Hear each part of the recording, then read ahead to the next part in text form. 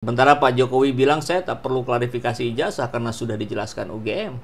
Tapi ketika rakyat minta bukti, yang nongol malah relawan dengan surat laporan polisi. Bukan ijazah asli dari tangan Pak Jokowi. Pak, kalau memang ijazahnya asli dan nggak ada yang disembunyikan, kenapa sih rakyat yang bertanya malah dianggap pemberontak? Yang bikin lebih ngakak lagi, salah satu relawan ada yang bilang bahwa pertanyaan tentang ijazah ini menyebabkan keresahan di Solo dan sivitas UGM. Nah, terus kalau rakyat yang resah karena presiden mereka diragukan, maksudnya tentu mantan presiden ya, diragukan legalitas akademisnya, nggak boleh resah gitu dengan Pak Rizal Fadila yang sudah dilaporkan ke polisi bersama-sama dengan Roy Suryo, Dr. Tifa, dan Rismon Sianipar. Pelaporan yang dilakukan oleh klien kami ini Andi Kurniawan, Ketua Pemuda Patriot Nusantara, hari ini datang ke Polres Jakarta Pusat menyampaikan pelaporan atas dugaan telah terjadi dugaan tindak pidana penghasutan, yang mana klien kami melaporkan 4 orang.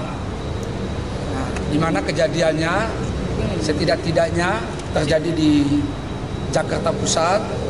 Tindakan penghasutan itu terjadi akibat tidak penghasutan itu yang dilakukan oleh beberapa orang telah mengakibatkan kegaduhan di tengah-tengah masyarakat yang bisa kita lihat sendiri terjadi di Sivitas Akademika UGM, di Solo, di sekitar rumah Pak Jokowi, bukan di rumah Jokowi ya, tapi di sekitar.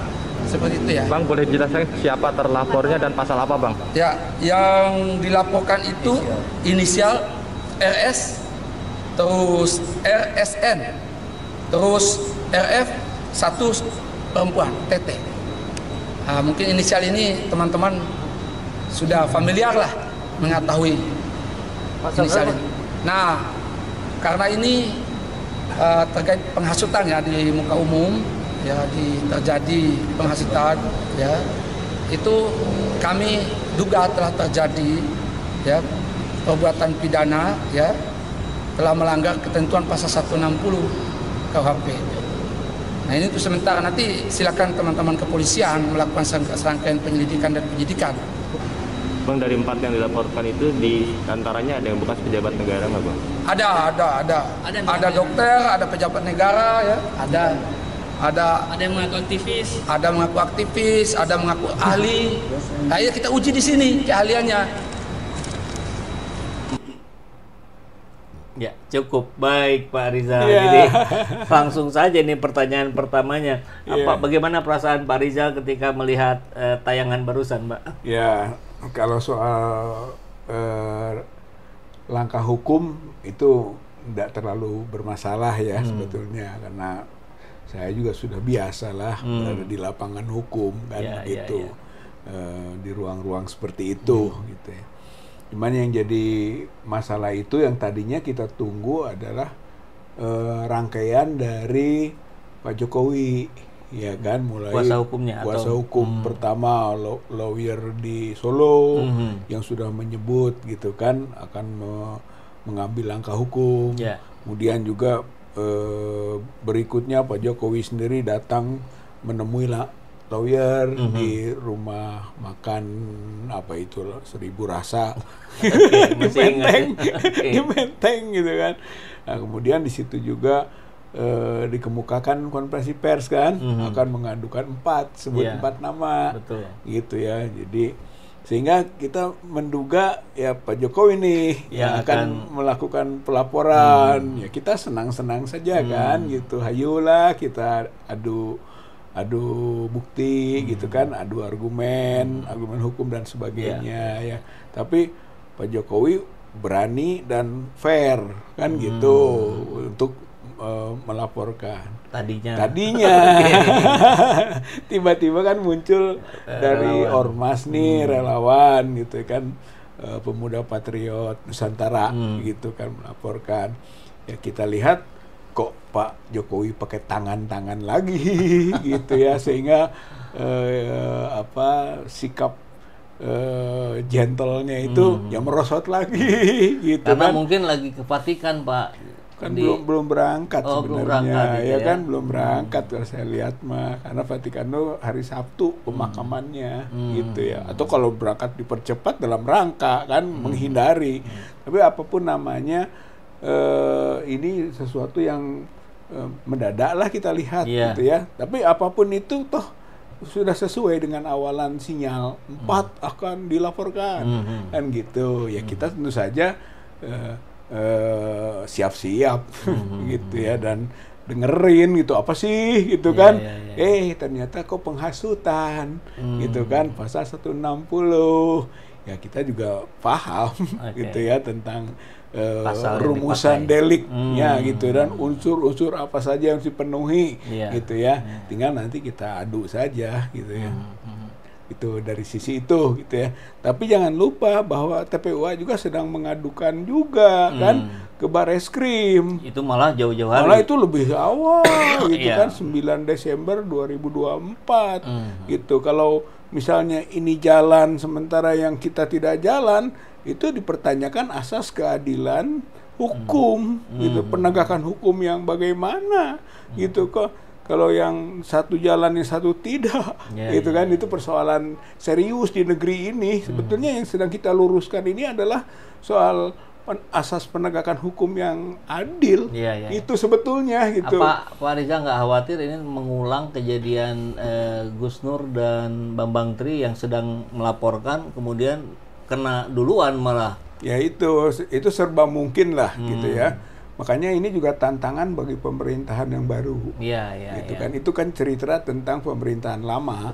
Gitu kan, gaya politik, pola pengelolaan politik Jokowi gitu. Nah, begitu sampai terjadi kasus Gus Nur dan Bambang Tri. Kalau itu masih diulangi gitu kan, berarti tidak ada perubahan dalam pola penegakan hukum gitu. Tapi kalau misalnya betul gitu kan, konsisten dengan prinsip tadi equality before the law misalnya ya, persamaan orang di depan hukum, tidak ada pejabat-pejabat, mantan pejabat segala macam, tidak ada perbedaan. Saya kira ini kesempatan. Kalau menurut saya mah ini kesempatan. Kalau memang tidak dipenuhi unsur-unsur deliknya, ya harus dikembalikan, ditolak, tidak bisa diteruskan. Satu, gitu kan. Yang kedua, kalau memang ini jalan juga yang lain dong. Gitu, itu sebetulnya begitu. Kan equality before the law. Equality before the law. Lagi pula kan substansinya soal ijazah palsu, yang diduga palsu kan itu ijazah. Sementara penghasutan juga konteksnya ijazah. Lalu yang kita adukan juga ijazah. Maka sebetulnya pembuktian pertama itu adalah ijazahnya dulu, asli atau palsu, baru bisa itu derivasinya ke yang lain-lain begitu. Tapi sebelumnya Pak Rizal dan kawan-kawan ini nggak dapat somasi dulu gitu? Dari tidak langsung kan pelaporan yang seperti kita malah tadinya kan menurut yang di lawyernya Pak Jokowi kan itu kan sedang menunggu keputusan arahan Pak Jokowi gitu. Betul. Kan tentang nama-nama juga menunggu.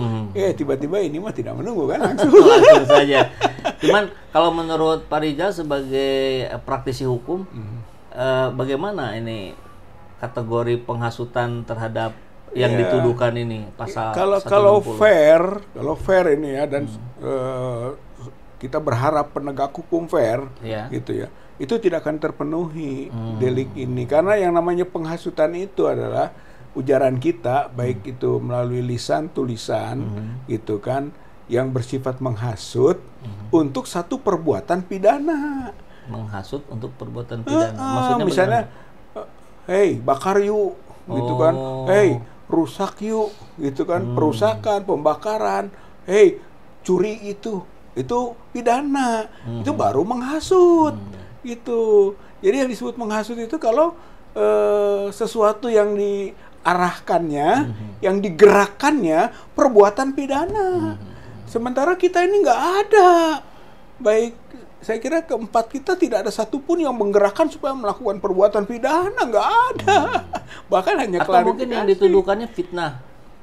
Tapi yang kan fitnah ini ijazah yang penghasutan. belum Kalau beda lagi. fitnah, ya tadi itu uji dulu. Kalau misalnya ini asli, kita sebut palsu, fitnah atau bohong. Tapi sudah terbukti aslinya. Ya, ya. Itulah sebenarnya kita mengawali dengan pengaduan masyarakat ke Bareskrim. Oke. Itu maksudnya, Kang Epul. Jadi cenderung dipaksakan lah mungkin. Saya kira ini dipaksakan gitu ya. Kalau fair juga nanti kita siap untuk adu argumen mengenai aspek hukum tadi. Apalagi satu poin nih penting nih, temuan terakhir, yaitu dari putusan MK.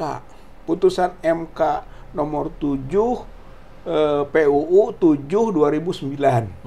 Isinya bahwa penghasutan itu asalnya delik formil. Ini dalam konteks hukum gitu Kang Epul ya. Sekarang jadi delik material. Bedanya apa tuh? Bedanya, kalau formil kita menghasut, hey maling yuk, gitu kan. Itu cukup sudah dengan mengatakan begitu saja sudah menghasut. Kalau material, hey maling yuk, belum maling, nggak bisa. Jadi harus maling dulu, gitu. Hey rusak yuk, belum kena, belum sebut penghasutan. Baru penghasutan kalau sudah dia juga itu kan merusak, gitu. Itu namanya delik material. Nah sekarang ini gitu kan penghasutan itu delik material, gitu. Nah sementara kita lihat semua ini nggak ada, termasuk yang di Jogja maupun di yang Solo tidak ada itu, gitu kan, perbuatan pidana yang dikerjakan, apalagi disebabkan oleh ujaran, gitu.